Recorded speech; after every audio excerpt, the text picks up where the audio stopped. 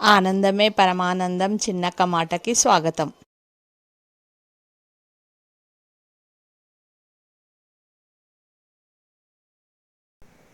అందరికీ నమస్కారం అండి. ఈరోజు మనం చేసుకోబోయే వంటకం కాకరకాయ మసాలా కర్రీ.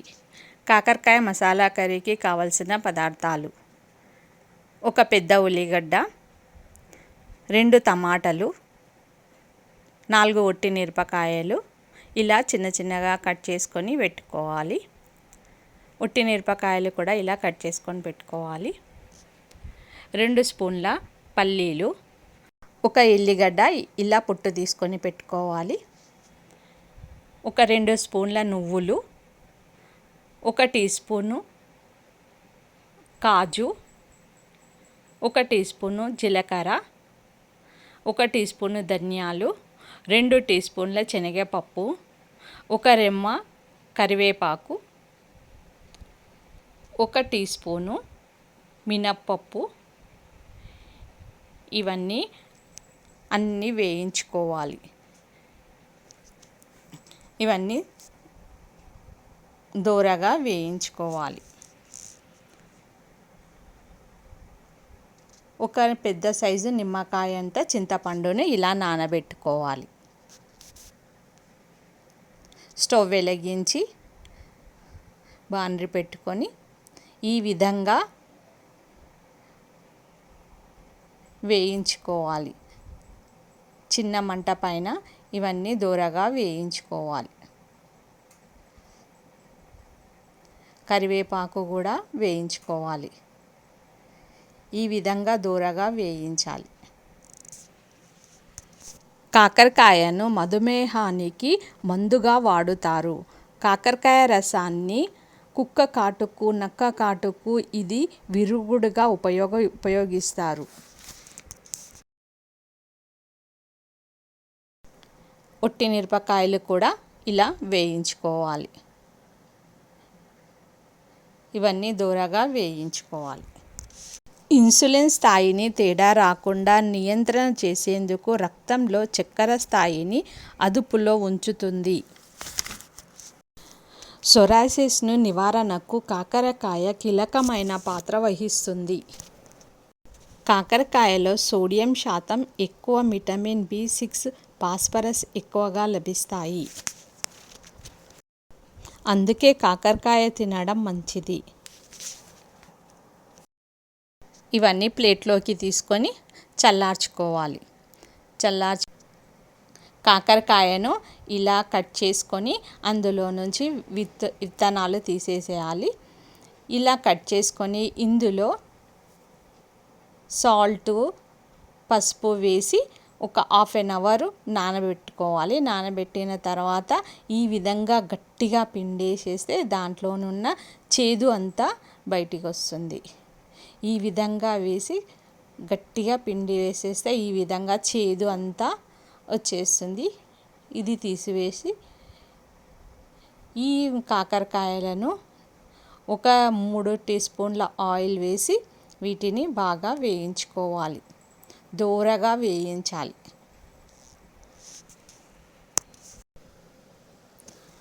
కనీసం 15 రోజులకు ఒక్కసారైనా కాకరకాయ రసాన్ని 1 టీ స్పూన్ అన్నా తీసుకోవాలి. వ్యాధుల చికిత్సకు ఆయుర్వేద వైద్యులు కాకరకాయను ఉపయోగిస్తూ ఉంటారు. రక్తపోటును తగ్గిస్తుంది. ఇలా దోరగా వేయించిన తర్వాత ఈ చల్లార్చిన మసాలా మొత్తము మిక్సీ పట్టుకోవాలి. స్టవ్ వెలిగించి కడాయి పెట్టుకొని దాంట్లో ఒక 3 టీ స్పూన్ల ఆయిల్ పోసుకొని జీలకర్ర, ఆవాలు 1 టీ స్పూన్ వేయాలి. వేసిన తర్వాత ఉల్లిగడ్డను ఇలా కట్ చేసుకున్న ఉల్లిగడ్డను ఈ ఆయిల్లో వేసి దోరగా వేయించుకోవాలి. ఆకలిని, రోగనిరోధక శక్తిని పెంచుతుంది. ఇలా దోరగా వేగిన తర్వాత ఇలా కట్ చేసుకున్న టమాటాని కూడా ఈ ఆయిల్లో వేయాలి. ఈ విధంగా మగ్గే వరకు ఈ టమాటాని వేయించుకోవాలి.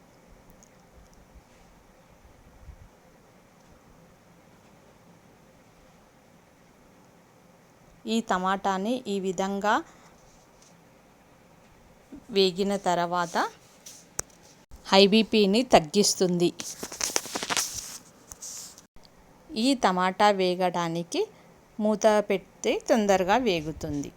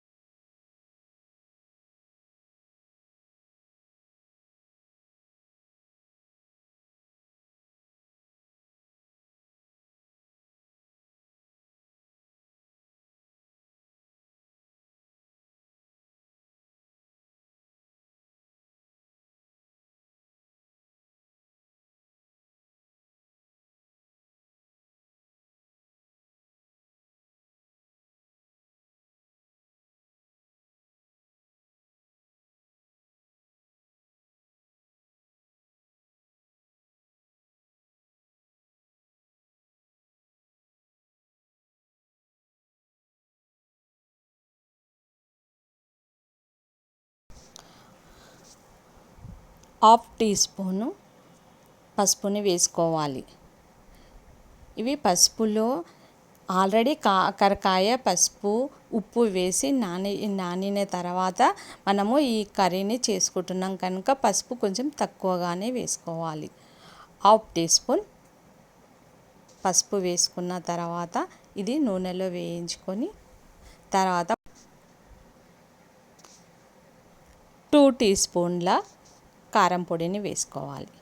ఈ విధంగా బాగా వేగాలి.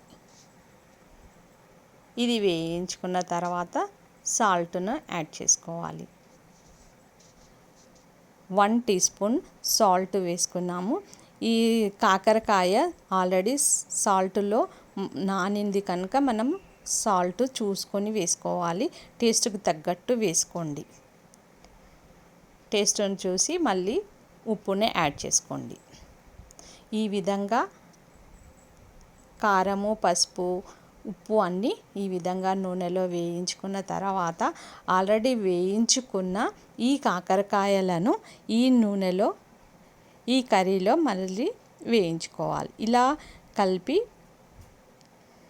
ఇవి కూడా మళ్ళీ ఈ కాకరకాయ ఈ ఉప్పు కారం పట్టే విధంగా ఈ విధంగా కలుపుకొని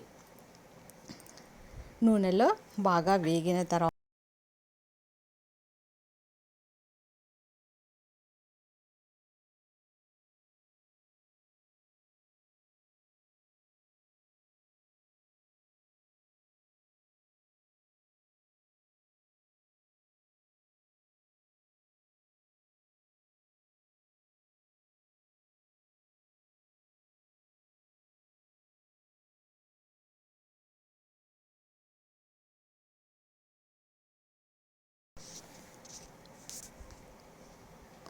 హాఫ్ గ్లాస్ వాటర్ని యాడ్ చేసుకొని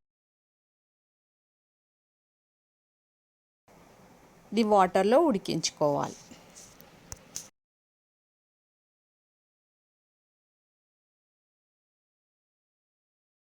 ఈ విధంగా మూతను పెట్టాలి.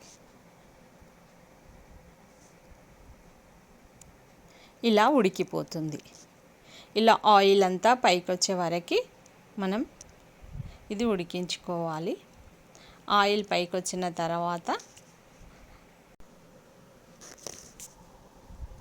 ఆకలిని రోగనిరోధక శక్తిని పెంచుతుంది, జీర్ణశక్తిని పెంచుతుంది, కడుపులో నులిపురుగులు నాశనం చేస్తుంది, చర్మ సంబంధమైన వ్యాధులను దూరం చేస్తుంది, డయాబెటిక్స్ వారికి ఇది ఉత్తమమైన ఔషధంగా పనిచేస్తుంది. కాకరకాయ తీసుకోవడం వల్ల సర్వరోగ నివారిణి ఈ కాకరకాయ రసం. జీర్ణక్రియను ఇది పెంచుతుంది. తినగా కాకరకాయ తియ్యగా ఉండును అంటే అలవాటు అవుతుంది. ఇలా ఉడికేటప్పుడు కొత్తిమీర చిన్న చిన్నగా కట్ చేసుకున్న కొత్తిమీరని ఈ కర్రీలో వేయించి ఒక 5 minutes మూత పెట్టేసి ఆయిల్ అంతా పైకి వస్తుంది. రెసిపీ రెడీ అవుతుంది. కర్రీని ఈ విధంగా చేసుకుంటే చేదు అనేది అస్సలు ఉండదు. ఇది అన్నంలోకి చపాతీల్లోకి సూపర్ ఉంటుంది. లైక్ చేయండి, షేర్ చేయండి,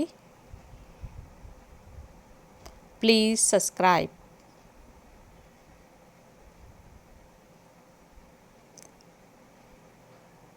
థ్యాంక్ యూ ఫర్ వాచింగ్.